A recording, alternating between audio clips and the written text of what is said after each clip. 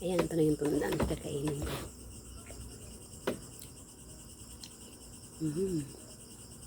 Ang sarap pag ano, pag yung walang mga fertilizer. Yung organic lang. Ang tamis niya.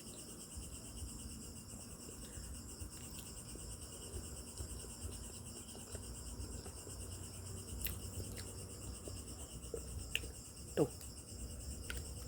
Tundan. Lalaki niya, guys.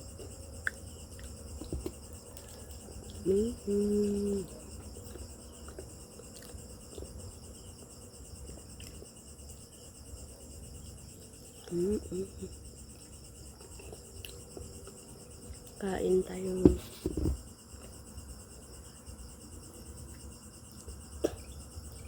Pinapawisan ako sa ano. Sa ulam ko na mismo.